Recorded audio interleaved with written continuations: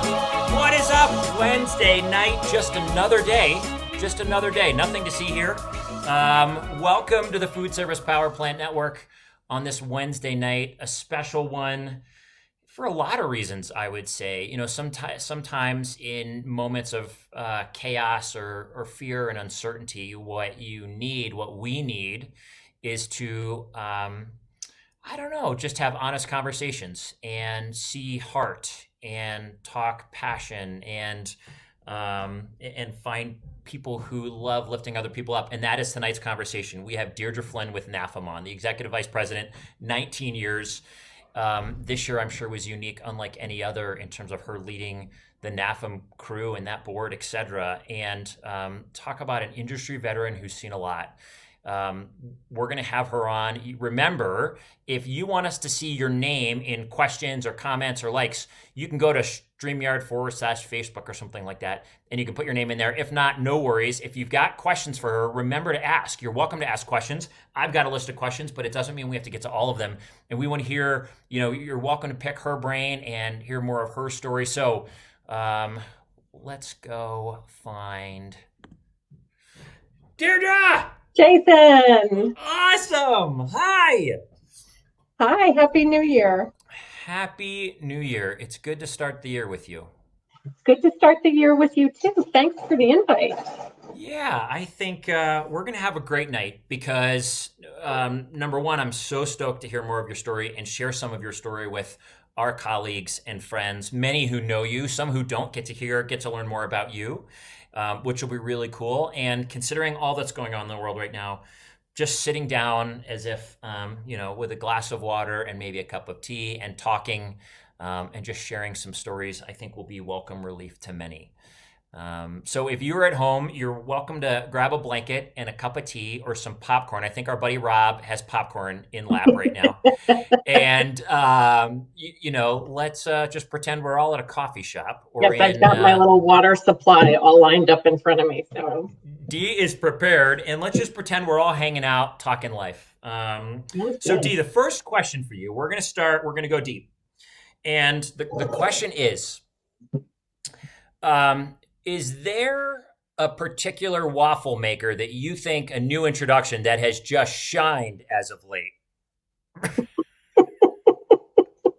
I may have been handed that question. Yeah, I bet you were. I bet you know who handed you that question. So my home, as many of you know from my partner, Dan Frigo, is often a test kitchen for a variety of products and services. And that means I get absolutely no counter space whatsoever. And this was a man, when we decided to combine households, told me that he likes free and clear counters. And you would never know that based on the kitchen tools and the gadgets and the dishes and the ramekins and the equipment that we have on a regular basis. So it is not uncommon that we have a sous vide cooker, an induction cooker, a waffle maker going at the same time. So I love it. The old bait and switch. He loved you so much, he'd be like, I love clean counters if that keeps us going. And there we go. Exactly. So you just learn to kind of go with the flow. That's so great. That's funny. Hi, Dan. Good to reconnect, my friend. Okay, so for a lot of people know you. You've been in our industry a long time leading. Could you, for anyone who's new or who hasn't met you or connected or doesn't know your story, could you just fill us in on some of your career journey and how you ended up to be the Executive Vice President of NAFEM? Sure. So when I moved to Chicago many years ago, I grew up on the East Coast and did what women oftentimes do. And I followed a boy out to Chicago and after college. And I was a newspaper reporter back in Connecticut. And it wasn't like the Chicago Tribune or the Chicago Sun-Times was after me to come and write for them. Even though I thought my gypsy moth and toll collector stories were absolutely fascinating. It's not like they were going to do that. So I was looking to make the move into marketing and PR and communications. And I landed at a company called Smith Buckland. And a number of people in our industry, and even on the NAFEM team, are all were a part of Smith Buckland. And Smith Buckland managed NAFEM at the time. So I took my writing test to join Smith Buckland on the NAFEM 81 show marketing materials. And the rest is kind of history. I worked at Smith Buckland for 20 years, and I was at the point where it was time to decide to do something different. And at the same time, NAFEM had been having conversations amongst themselves on the fact that they were the only organization in our industry, in our channel, so being NAFEM, FIDA, FCSI, CFESA, MAFSI, that wasn't self-operated, and they really wanted to move to that and decided to make that move in 2001 under John Knackley's leadership as NAFEM president. They made that move, and John approached me and said, how would you feel about coming and working for NAFEM exclusively?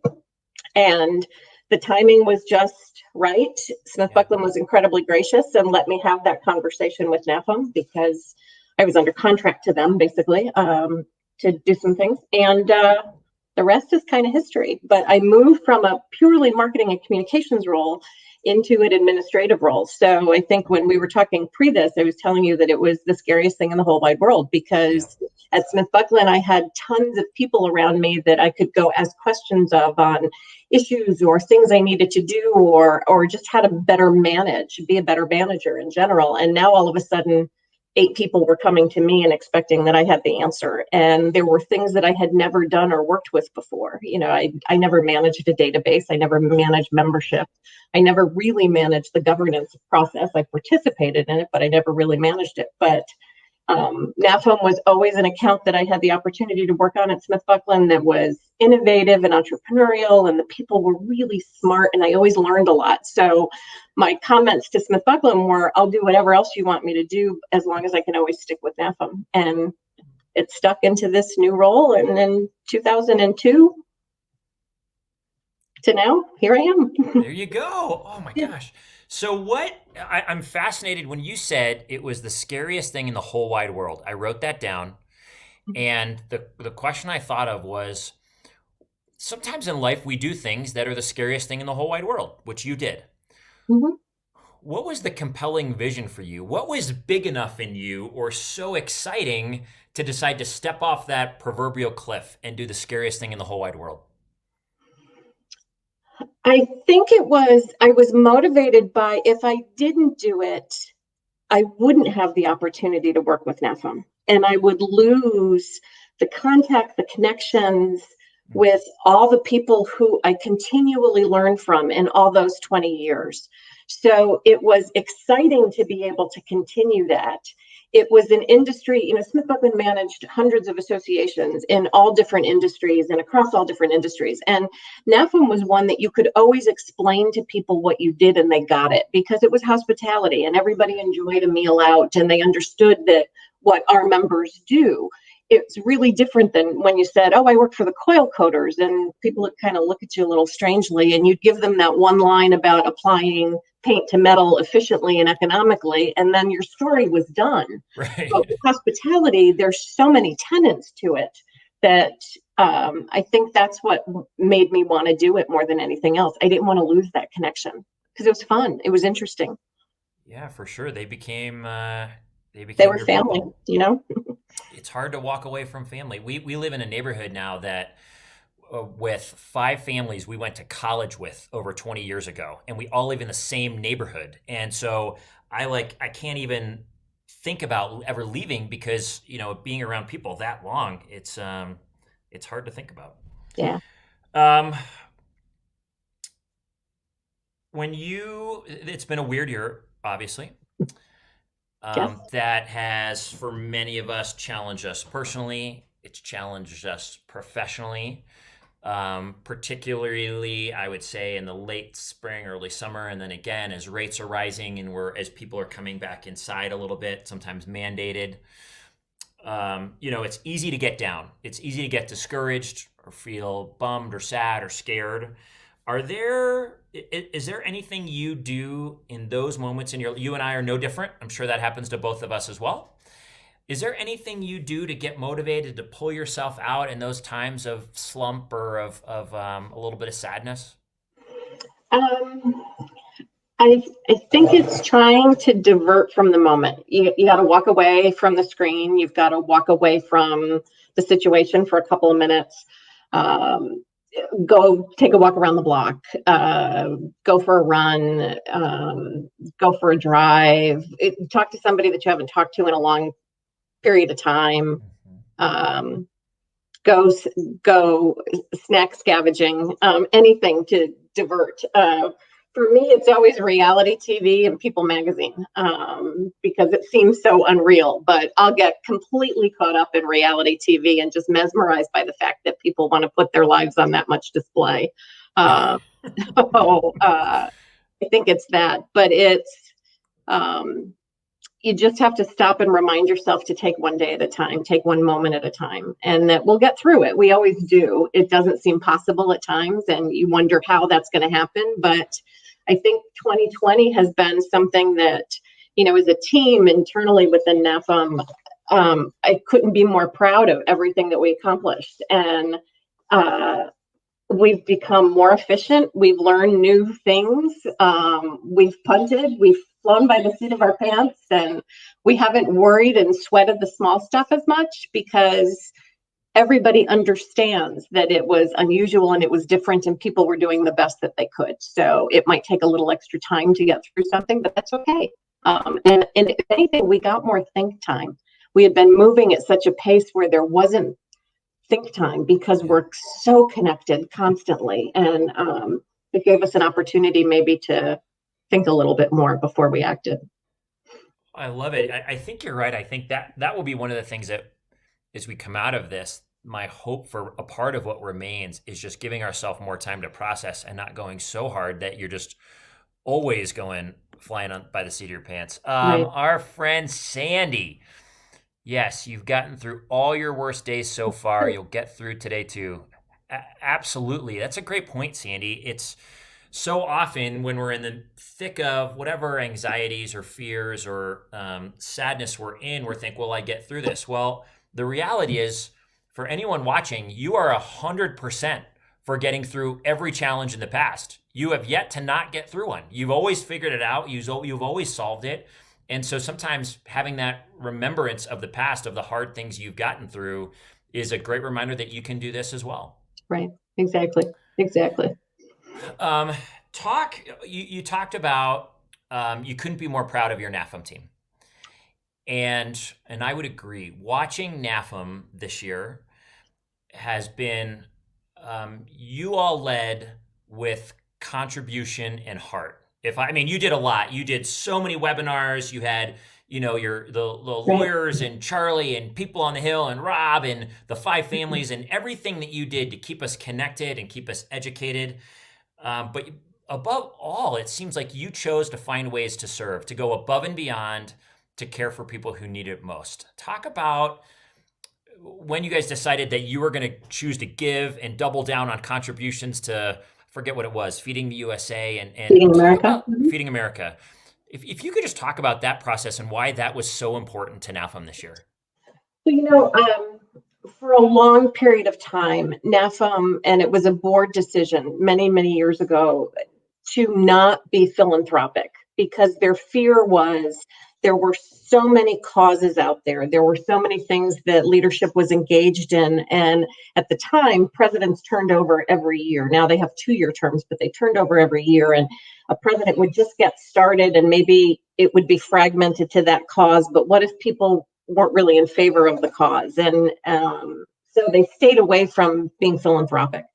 They would jump in as an organization in times of extreme tragedy. 9/11, we contributed to the Windows of the World Foodservice Fund for the workers that lost in the towers, lost their jobs and livelihood in the towers. We donated to hurricane relief for Maria and the disaster in Puerto Rico, and Habitat for Humanity to rebuild New Orleans after Katrina. So we would contribute in those ways in small measures, but it's really important to the industry. It's really important to people coming into our industry now that companies walk the talk and give back as much as they give to their associates. So we started talking on a more global level about social purpose, and that it was important for NAFEM as an organization to get engaged in social purpose. And we wanted it to be meaningful, and we wanted it to tie to the industry in some way. And we thought, what better way than to feed those who are in need? And that magnified by what happened this year too. So in February at our annual meeting, we launched our social purpose platform. We engaged and collaborated with Feeding America, and our commitment was $500,000, and then we would match up to another $500,000 based on members' contributions. And the beauty of working with Feeding America is that everything goes back to your local food bank. So members are making a difference in their community in addition to NAFEM making a difference as a whole. And then a month later, we went on lockdown. So we announced this middle of February, and we're on lockdown, and companies are hurting, and people were hurting, and they were getting furloughed, and the need was even greater.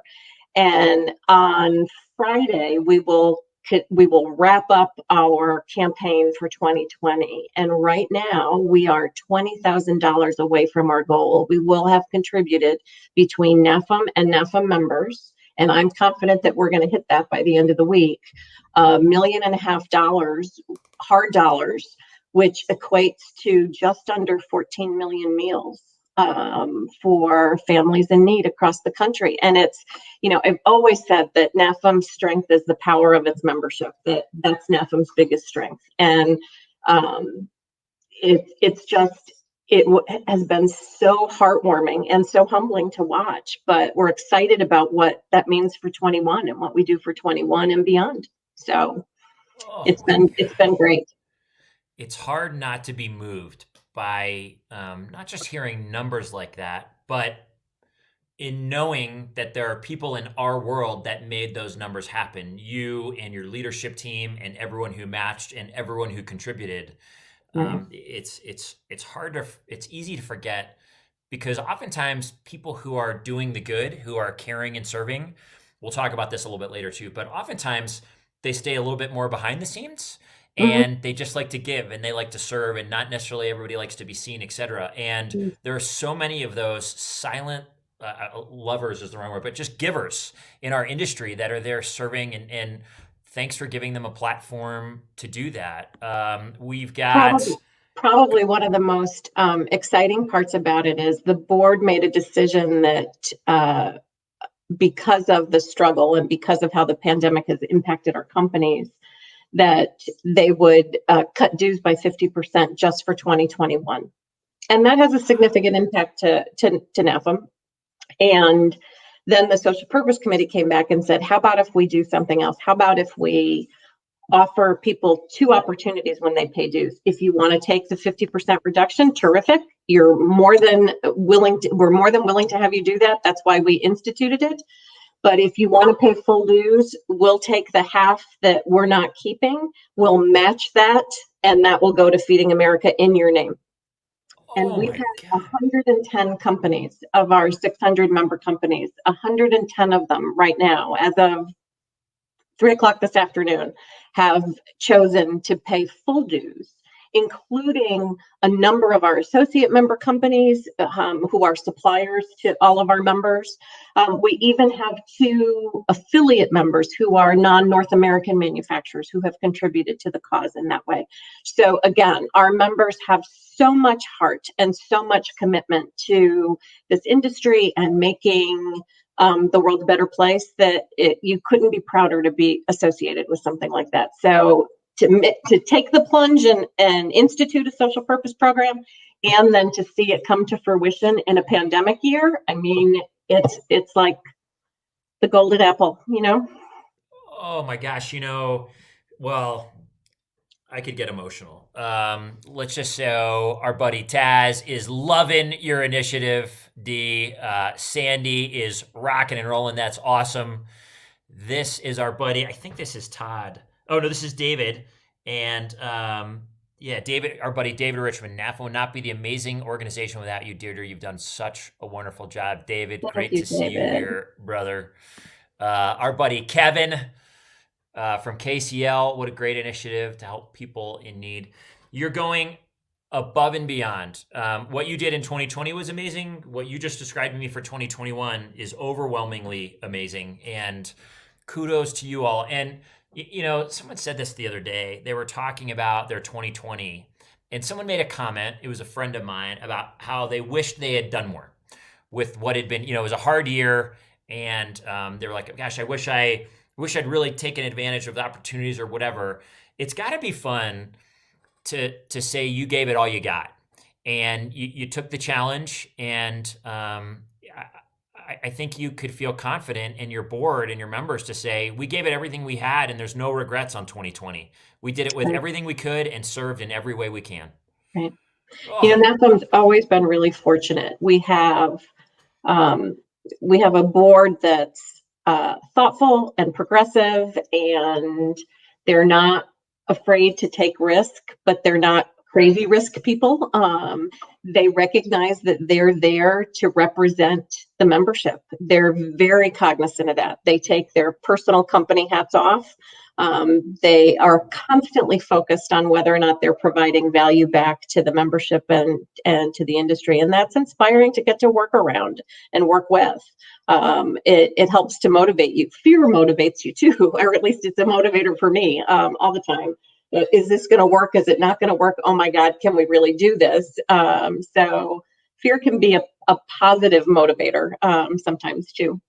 Oh, I totally agree. Sometimes there's a joy I'm after, there's a goal, there's a mission, there's a purpose that's pulling me forward. And sometimes it's just trying to stay away from something, I really don't want in my life. And so I'll keep moving a certain direction. So you're right on. This is our friend Shannon Solomon. Shannon is the school nutrition director at Aurora Public Schools here in Colorado. Her team has served over 4 million free meals to their community this year in COVID. I went for the first time to NAFEM in Florida, learned so much. Thank you for leading such a great organization, Shannon. Thank you for all you are doing, friend. And I love it. I love these comments. This is from our buddy Wade Kohler. D is a rock star. Great leadership leads to great associations. Well said, Wade. You might know a thing or two about that. There's so many. You think of the 5 families that you all are. You've got SFESA, FCSI, MOFSI, FIDA, NAFEM. I would say the other thing, when I was on the MOFSI board, the 5 families came up a lot, and this desire to work together, to communicate together, and offer a message, a similar message, and hope to the industry together of where we wanted to go. And to see some of the webinars, I would say you all have done a great job, just seeing Wade on here, coming together and having these webinars and offering the same spirit to the industry. In recent years, the 5 families, first of all, from the administrative side, Wade and Heather and Allison and I basically all grew up in these associations together. So we've been together as a family for a really long period of time. Allison and I first met at Smith Buckland. Allison was a Smith Buckland person too at one point in time. So that's where we first met when she was working on MOFSI. But we saw the same thing happen about 10 years ago in the leadership positions within all the organizations too.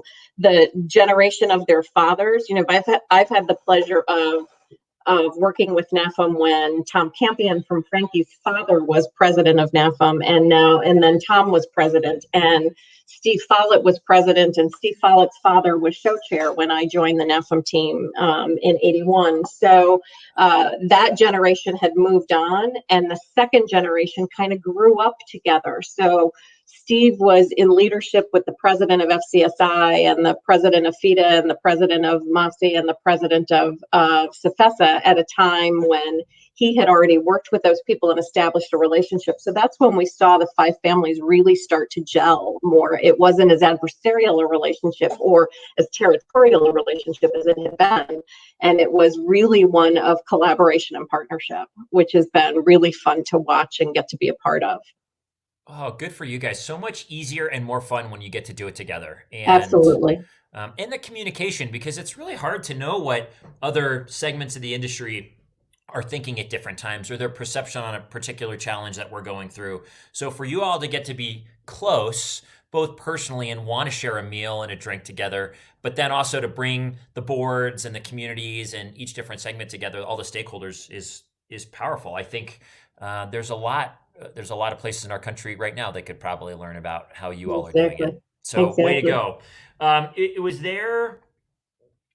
Real quick, I'm sure there's people that are going to want to know. The NAFEM show Mhm. in 2021. Tell us, first of all, everyone I talked to could not be more excited. I think obviously a very forward-thinking move to move it back to August and have it in a really warm place. And hopefully all the right things have happened by then. How are you feeling about NAFEM taking place in August? Well, I was very excited to see the calendar flip and be in 21 so we could start to focus on that because we've compressed the planning and the communication and the rollout of all pre-show activities very much, and that'll all get underway starting in February. We're excited. We're hoping very much so, and knowing that it's day to day based on how things are. We are cautiously very positive and optimistic about the fact that the show will take place. Um, will it be different? I'm sure it will. Will we know all the components of it in February? No, we probably won't know all the components of how we're going to do some things until the middle of June. But right now, August 26th to 28th in Orlando is going to be the best way for the industry to come back. It's going to be a starting point for truly the industry to be together. And as you said before, too, we might not be able to hug people as much as we want to, but the fact that we can physically be together, I think, is going to be a great boost for the industry and a great boost for NAFEM, too. So we're keeping our fingers crossed and doing everything we can to make it a great and safe experience for everybody. Oh, I love it. Well, know that like you said, there's a lot of grace as you figure this out and you bumble your way through it, just not knowing and who's open and who's closed and vaccination. So know that every one of us is rooting for all of you, and there will be a ton of grace and a ton of hope. And I hope that this is the moment that we get to be together and see faces. And oh gosh, wouldn't it be great if we could give hugs to some of our old friends? But even if not, just to be together in the same space would be such a gift. You know, I feel like all of the healthcare professionals that we listen to every day and that we talk to, if we continue to be diligent and do the right thing, if we continue to distance and wash our hands and mask up and be conscious of what you're doing, that makes August a reality for all of us. You know, it really does. So that's what we're keeping our fingers crossed on and continuing to promote and talk about, and it'll Good. be great. I love it. Who is this? This is Shannon again. I love what Deirdre said about fear being a motivator. Fear can cripple you or challenge and propel you towards achievements. We choose, and I've made it through COVID by choosing faith over fear daily. Heck yeah, there's Shannon, you're right on, and Dee was right on. You were driven forward to growth, sometimes by chasing something really good, and sometimes by not wanting to participate in something negative. You know, in my own 2020, for me, there was a desire certainly to take care of our family and be a part of that, and to grow and develop into this new role that I had at Cowmill and Foodservice Power Plant.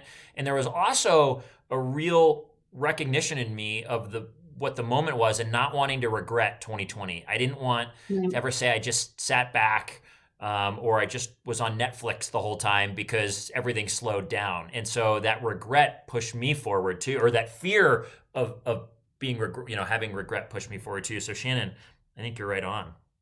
Yeah, yeah. It's, I'm sure you did this too. You've got young children as well. It's, you can't let them see you sweat and let that fear and anxiety build in them because their world was rocked too. They were out of school, they weren't connecting with their friends, they were home, they were forced to be on a screen. That was a very different existence for so many people.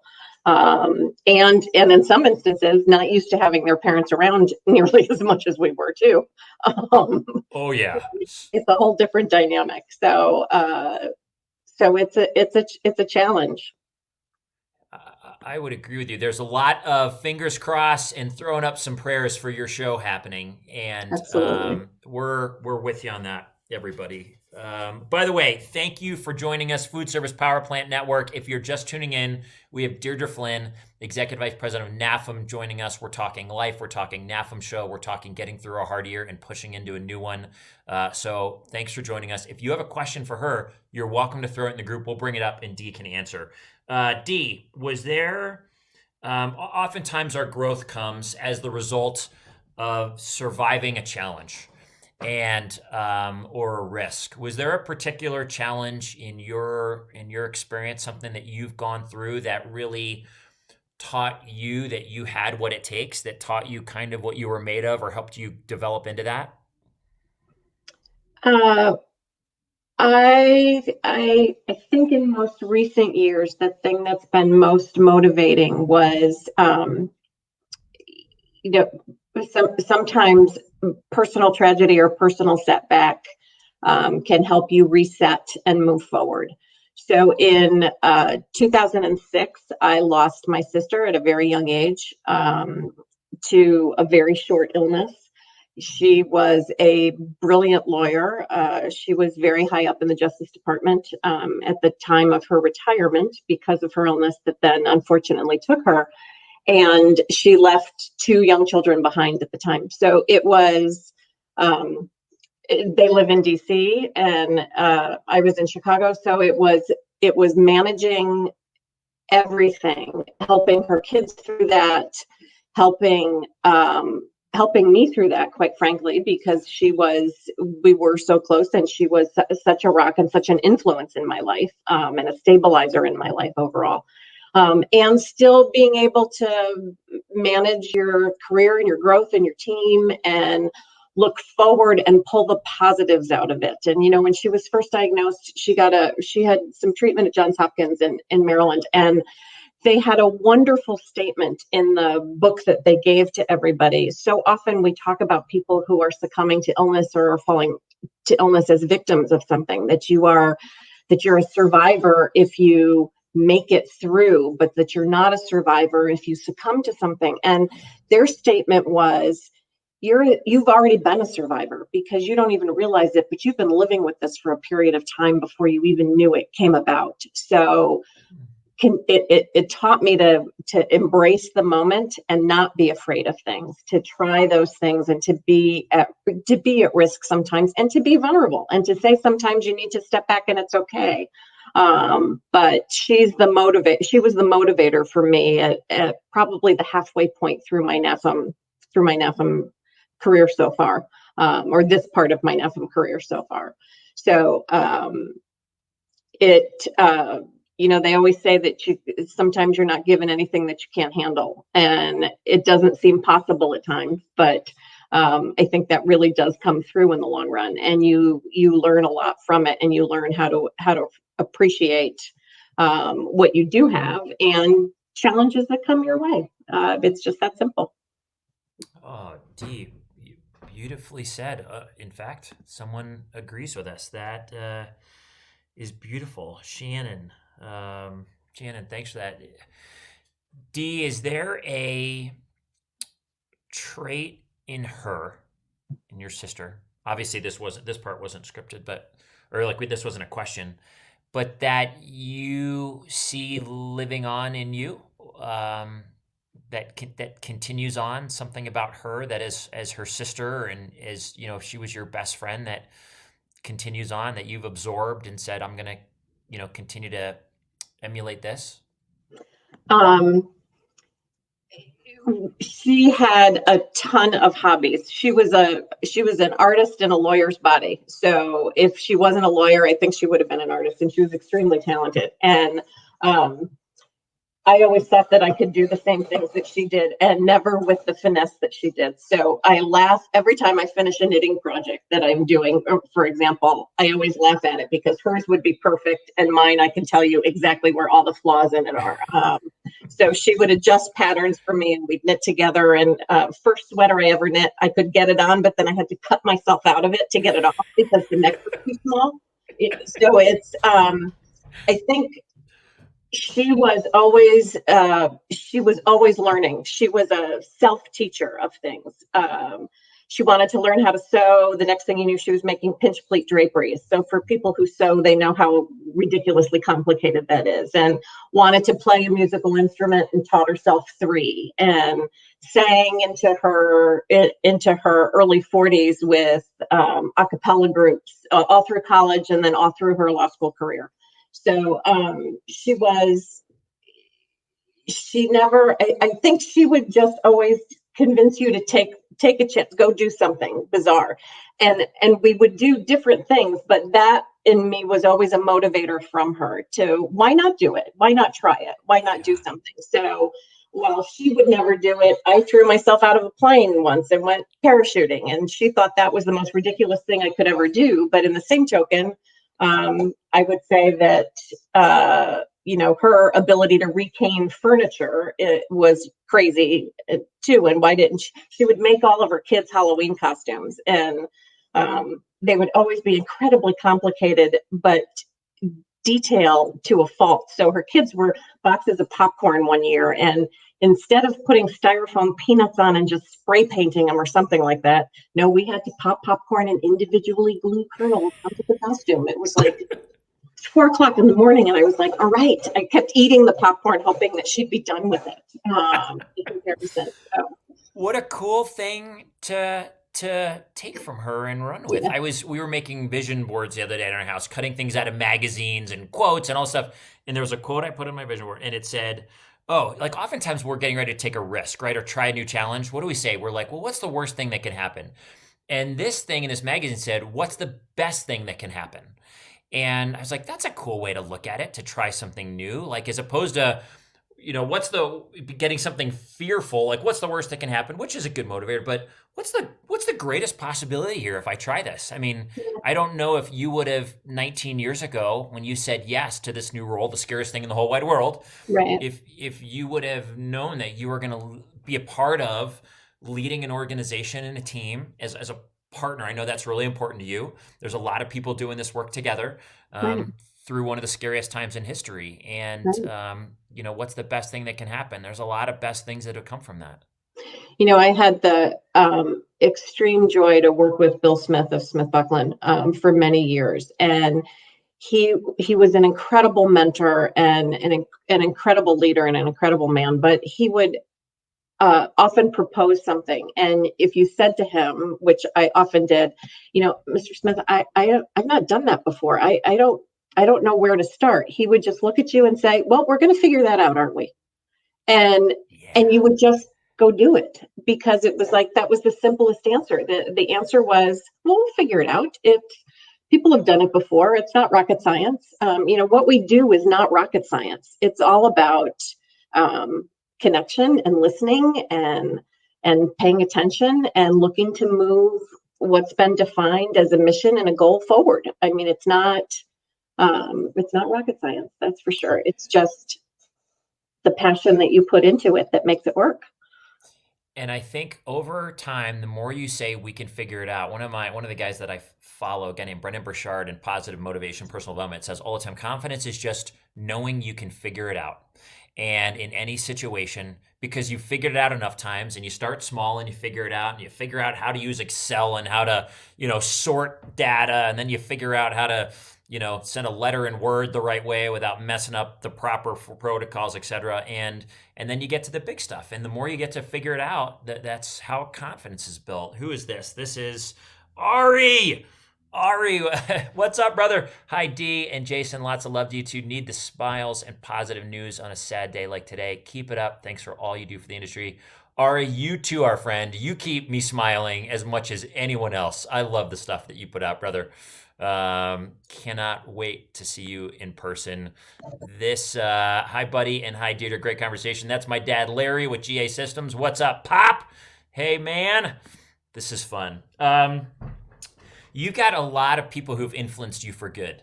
Was it Bill Smith, you said? Mm-hmm.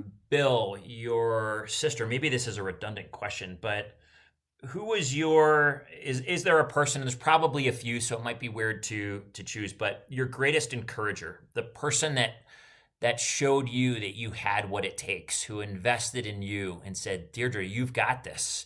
you can take this risk, you can take this challenge. Maybe it was Bill, I don't know. So a couple people. I've always been very lucky and very fortunate in that regard. I think Bill Smith was one, taught me an incredible amount. Sheila Hoffmeyer, who was my predecessor on NAFEM when I joined Smith Buckland and was the head of the marketing and communications division that I eventually, I followed her into that role. She was certainly, had a huge influence on me and was a great mentor, thinker. She had a wonderful philosophy about if you didn't know what to do, just step away and look at it tomorrow, and don't do anything rash. If that's what you're going to do. There were NAFEM at the start of my career with NAFEM, not before we went self-op in 2002, but at the start of my career, I basically worked exclusively on the show side.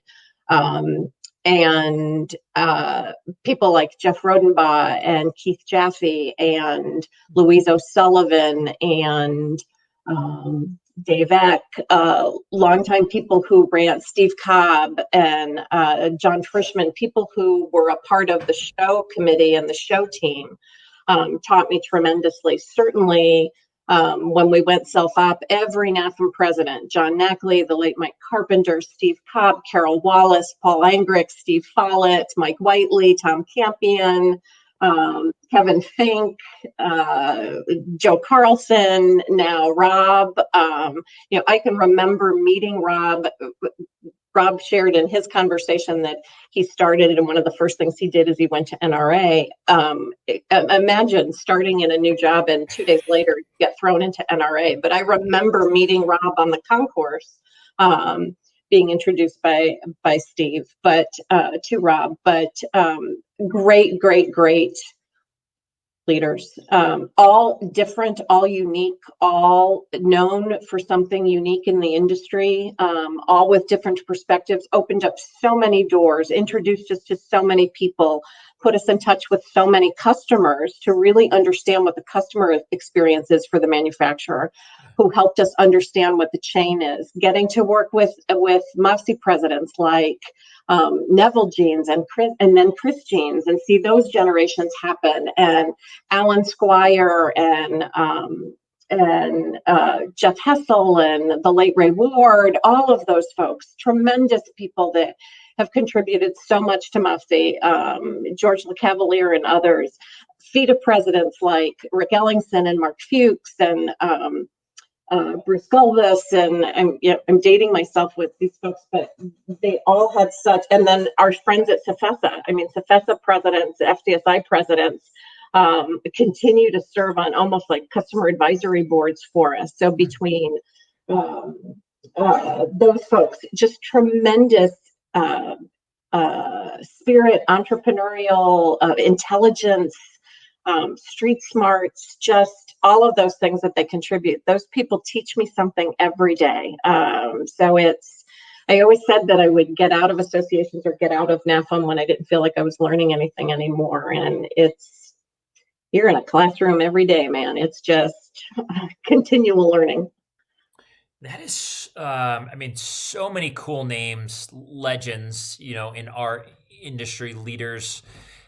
I'm trying to think. There's a follow-up question. And so many that I haven't named too. I mean, we got a comment from Ari. Ari's dad, Rob, was one of my first marketing chairs for show. And Rob and I had a conversation 3 months ago about other things we should consider in this time of challenge for NAFEM members. I mean, it's great to still have those connections and be able to have those conversations with industry giants. Oh, for sure. It's oftentimes, is it when you started, was that, and you started running the association and you've got a president of a big manufacturer come in to be the president of NAFEM. Were you ever intimidated by Constantly. that? Constantly. I mean, my first president in this role was John Knackley. Do I have to say anything more? I mean, incredibly smart, pushed you, challenged you, always had confidence that you could do it. But I had never worked directly for people in in these positions, and they're running multi-billion-dollar companies, and then they're giving me time to try to figure out an accounting package, or something like that. It's kind of bizarre in that respect. Certainly the amount of time that I don't think Rob ever expected that he would have to spend as much time with us as he has this year, because of unusual circumstances. But you've got businesses to run, and you've got things to do and products to sell, and the idea that our members give as much time to the organization as they do is incredible. And our job is to make sure that it runs smoothly and that they shine in that role, that they're out front and they are the people that are getting the accolades for how things are progressing. Oh, I love how you speak to it. Okay, let's come to a few real quick. I don't want to leave people off. Who is this? Oh, this is our buddy Rob. It may not be rocket science, but you are a rock star. And ditto to what Ari said. Oh, Rob Connolly, one of our favorite people on the planet. Ari is preaching to that. He is seconding. This is our buddy Joe Carcione with Nemco. Happy New Year, D and Jason from Nemco. Joe, I miss you, brother. I miss you. Happy New Year, my friend. Okay, here's here we go. This is from Ari too. Robert says hello. He misses you. You're too kind. So good. Oh, I love these moments. A great question. Here's another question from Ari. I love that this comes from you, Ari, because you always you're often making me laugh. So great question. Do you have a funniest NAFEM show story, D? Funniest NAFEM show story.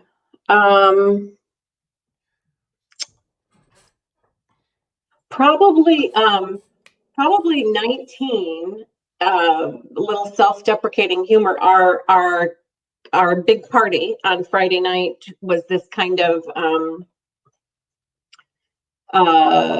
country themed outdoor concert kind of venue. And there were places where you could have little hippie-like wreaths done that you could wear in your hair and that type of thing. And we all did that, and talk about seeing it in pictures and how ridiculous I looked.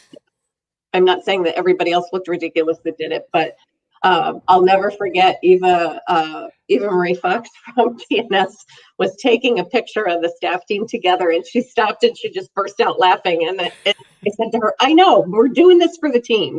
This is the theme of the event."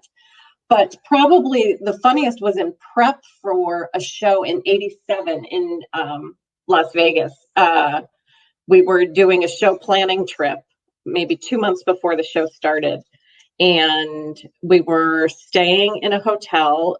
I was up really early in the morning because my biological clock never changes when I go west. Okay. And I had television on. I was sitting on the bed. I was reading something, and I saw something out of the corner of my eye, and it was a mouse in my room. And I called the desk and said, "There's a mouse in my room and you have to come do something about it." And I didn't know how I was going to get from the bed to the door to let them in to do something about it. So I called Charlie, whose room was down the hall.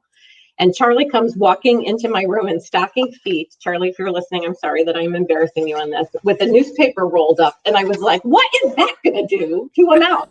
I need a break." And I refused to stay in that room. They had to move me in the hotel the next day. And one of the other NAFEM team members came back with me to move my stuff.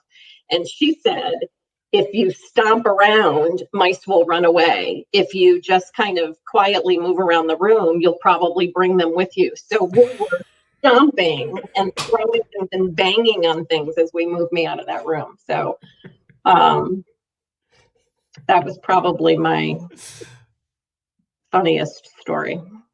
That would have been a funny video to see you just stomping around as loud as you could, trying to scare away the mice. No.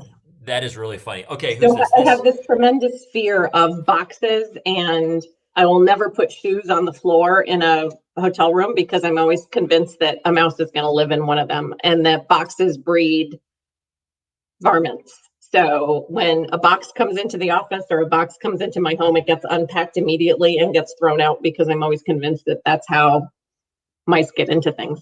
Funny how those quirks Totally start. unrealistic and stupid, but It's funny everybody how has those their moments idea. start, and now everyone knows. Next time someone has to go get something from your room, like a bottle of water or a notepad, and your shoes are on the table, now they understand. It's great. This is Buffy, but we had a lot of fun with those goofy wreaths on our head. Yes, we But did. Yes, we Buffy, did. there's a lot of value to having a lot of fun, isn't there? Kevin, hi, Deirdre from Judy. Oh, Judy, Kevin, send her a big hug from me. I love it. I love this. This makes me happy. Okay, real quick. Oh my gosh, there's so many questions. Talk about, you've said of your role, it's not when we were talking, and I have a particular affection for people who look at the world this way. You said it's not about me. My job is to make other people look good. And you said it just a minute ago. You said, I want to make these people shine. Why is making other people shine such a joy for you? Because you see how it contributes to what they do, what they aspire to, what they want. So, it's anybody can do administrative work. When people give of their time to an association, our job really is we serve at the pleasure of the organization. I serve at the pleasure of the board. And my job is to make sure that the board looks good and that members recognize that their board is working hard for them. And their board gives me the direction and the focus on what has to get done. And when people appreciate that and appreciate them, that's appreciation enough for us, because that means that sure, it's nice to have people say, oh, you've done a great job. That's a great job. But I should be doing a great job. If I'm not doing a great job, you should bounce me, in comparison. Because my job is to make the organization look good. And you make the organization look good through its leadership. And its leadership truly is the board. It's the officers and it's the board, because they are representative of the members. So it's not a hard thing to do with NAFEM. I mean, we're extremely lucky. Not all organizations have the caliber of person in an organization, have our membership and our board is represented by really senior people within their organizations. And the benefit is that they can speak for their companies, and that helps the organization move forward. Some organizations, people have to sell the idea of participation and value up to their leadership within their organization, and that's extremely hard. And those kinds of organizations don't prosper nearly as much as NAFEM's had the opportunity to. So if we're doing that and people recognize and people get introduced to more people and more people become a part of their network because they've had an opportunity to connect, or I've had the opportunity to connect them within NAFEM, that's a good thing. That's a good thing. Well, thanks for making other people shine. I have a feeling all the people that you mentioned earlier who taught you along the way and invested in you and taught you that you had what it takes and that you've learned from, I have a feeling that you're on a lot of people's lists, knowing that that's your mission. When they say, who taught you you had what it takes, who gave you that opportunity, who put you in that opportunity to take that next step, I bet you're on a lot of people's list, Dee. So thank you for that. This is our buddy Wade. You're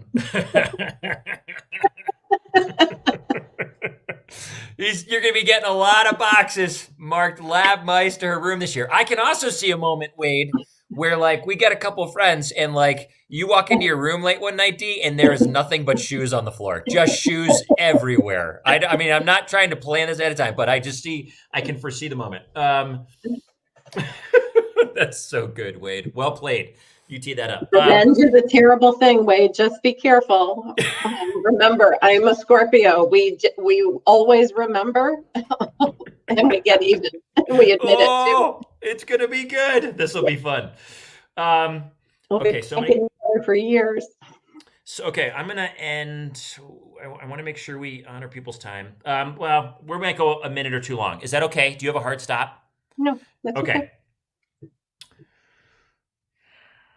A word of encouragement to any of our friends, even this week, a lot of people posting in the group. We had a question yesterday, um, you know, to use some words that define a successful 2021 for you. And there was a fair amount of finding that new job and, getting a paycheck again and things like that.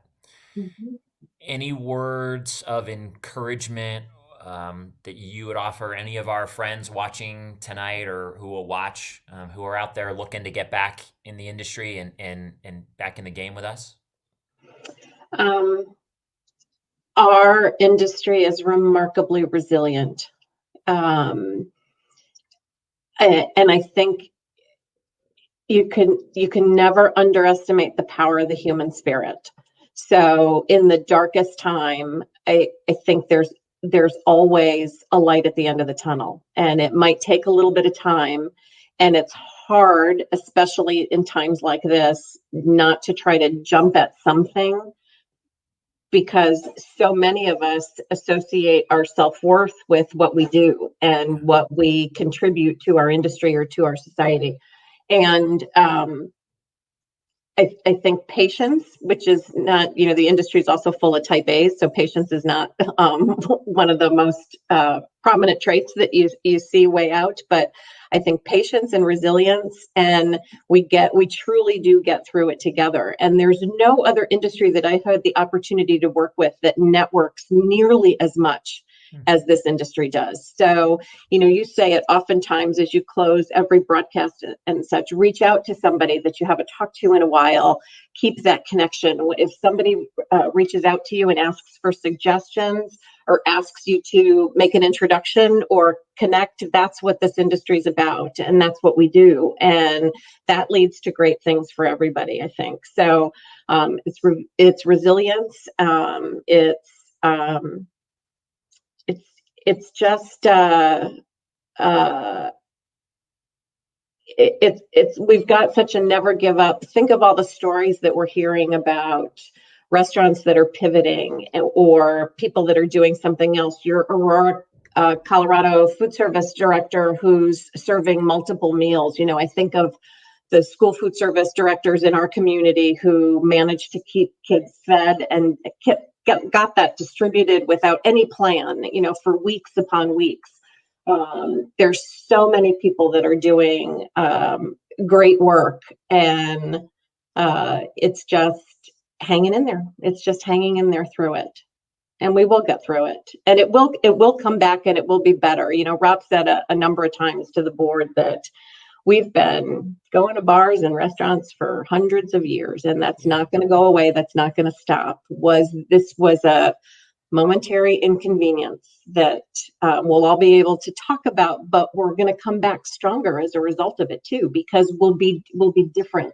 Um, uh, Mark King from Yum said it at FIDA's annual conference this year when he was speaking. He said it shouldn't take a pandemic for us to figure out new ways of bringing our products to our customers or serving our customers' needs. And that there'll be a lot of new opportunity. We just have to kind of ride out the storm. It's like being a surfer on the top of the wave, and the wave isn't going away. You're still riding and riding and riding and riding, in comparison. So I think you said it beautifully. Patience, connection, understanding that bigger picture. Rob does a great job of offering hope and remembrance of where we'll be going. And I think you said it great. It will come back. Well said, Kevin says. Well said, Dee. Our industry will rebound. yeah. There is no doubt. You had mentioned earlier heart. And I think it's one of the things that sometimes in business, we're professionals. And sometimes we think that the idea of the heart that we bring to something, the spirit of our industry are to be left in a different side of things, and here we're professional and we're business and we're contracts and we're, EBITDA and we're all these things. And I think this might have been an opportunity to bring back and remember the spirit of our industry, which is oftentimes what we really bring. It's that connection, it's the heart, it's the spirit, to your point. And who wouldn't want to be a part of something like that? And I think I hope we keep talking about it, and I hope we emphasize, the heart involved in all the individuals and in the general concept of what we do in addition to food. that connecting and that celebrating and that, that heart. And, I know it's hard. I know everybody wants this to be over and we want it to go back to what it was and have that kind of freedom again. But, in the middle of the initial lockdown, we all said that since everybody was taking that extra moment to connect and to check in and to think things through a little bit and to figure out new things, that we'd emerge from this as a kinder, gentler society. And there have been, unfortunately, days like today and other days throughout the summer where that hasn't been the case, and our uglier side has kind of shown through. But I do think that our industry is one that has continued to demonstrate that heart and that willingness to come together and move through, bring everybody through this together and get whole again. And we've done it a couple of times before. We didn't think life was going to be good after 9/11 either. And then in 2008 and 2009, when the market crashed, and that was a terrible time for companies and another struggle time for associations in the industry and our individual companies and members.